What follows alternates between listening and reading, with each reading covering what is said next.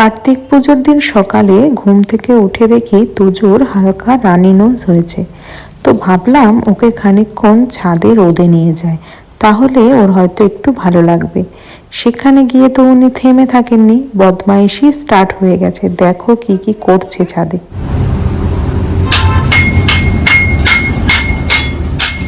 তোলো মাটি, তোলো মাটি। যা, সরাটাই ভেঙে ফেললি।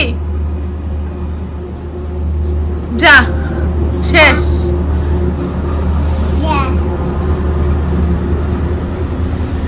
যা, শেষ।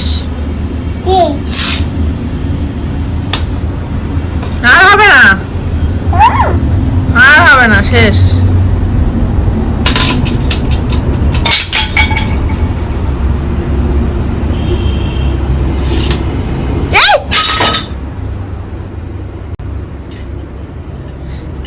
কি ও কাজ করছিস তুই বসে বসে? ওই দেখো, তাহলে এবার খেলবি কি নিয়ে? সরাটা নিয়ে কি সুন্দর খেলছিলি।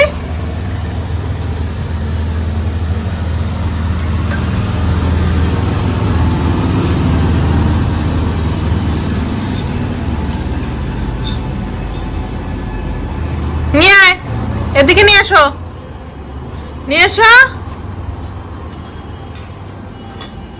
এটার মধ্যে রাখো, এটার মধ্যে, ওটার মধ্যে রাখো। হ্যাঁ, রাখো।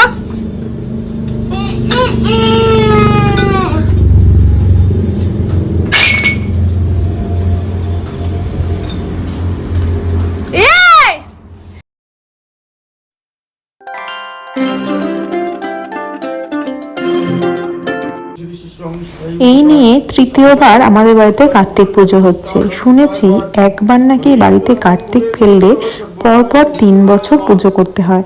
তা এটাই আমাদের বাড়িতে থার্ড টাইম হচ্ছে। পুজোর সমস্ত জোগাড় কমপ্লিট হয়ে গেছে, ঠাকুর মশাইও চলে এসেছেন, পুজো অলরেডি স্টার্ট করে দিয়েছে। আমাদের এই মোটামুটি সন্ধে 5টা নাগাদ পুজোটা বসেছিল, আর পুজো শেষ হয়েছে 6টা সাড়ে 6টার দিকে। ঠাকুরমশাই খুব সুন্দরভাবে পুজোটা সম্পন্ন করলেন। তোমাদের সাথে কিছু কিছু পুজোর ভিডিও আমি শেয়ার করে দিচ্ছি।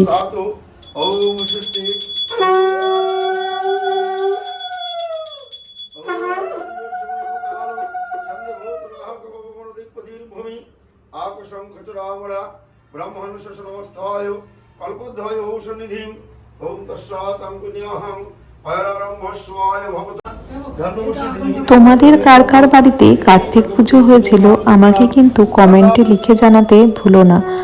আর তোমরা যারা নতুন আমার চ্যানেলে ভিডিও দেখছো তাদেরকে অনুরোধ করব আমার চ্যানেলটি সাবস্ক্রাইব করে আমার পাশে থেকো। ভিডিওগুলোকে ভালো লাগলে শেয়ার করো, লাইক করো এবং কমেন্ট করো।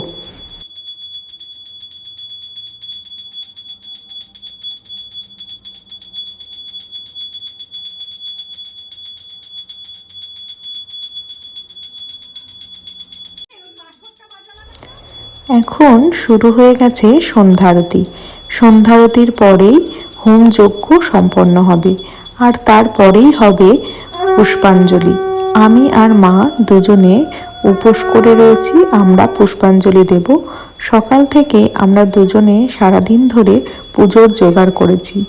বাড়িতে মাঝে মাঝে এরকম পুজো হলে কিন্তু বেশ ভালোই লাগে, আর পুজোর জোগাড় করতে আমার তো বরাবরই বেশ ভালো লাগে। সারাদিন না খেয়ে থাকলেও পুজোর জোগাড় করতে কিন্তু কোনো রকম কষ্ট হয় না। পুজোর জোগাড় করতে করতে কখন যে সময় পেরিয়ে যায় বোঝাই যায় না।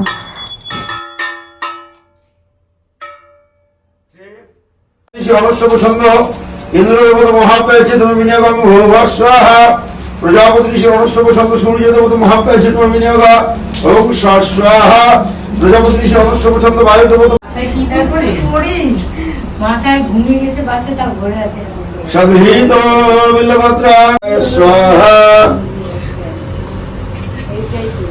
আর একটা দিয়ে দিন ঠাকুর মশাই, 27টাই আছে।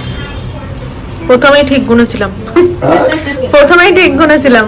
আর একটা দিয়ে দিন।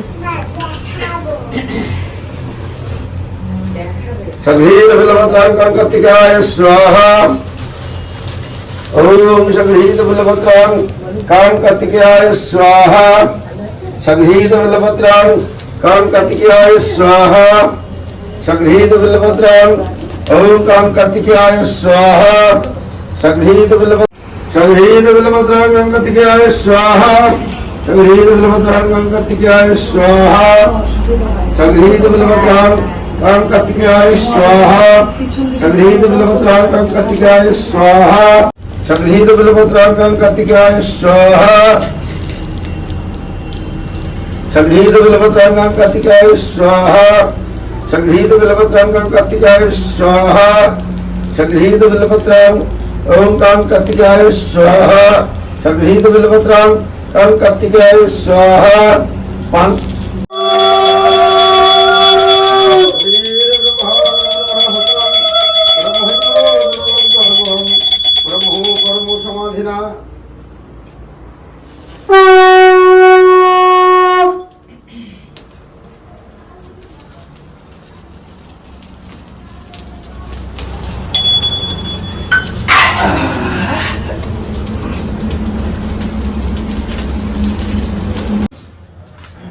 দই, মিষ্টি, কাঁচা সন্দেশ, সুজি, পায়েস, লুচি, ক্ষীর, ছানা, খই মুরগি, ছাঁচকদমা এই সবের সাথে সাথে বিভিন্ন ধরনের ফল, তারপরে নৈবেদ্য তো তোমরা জানোই, চাল কলা দিয়ে নৈবেদ্য দেওয়া হয়।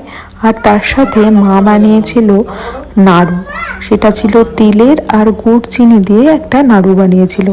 এগুলোই আজকে কার্তিকের ভোগের আয়োজনে ছিল।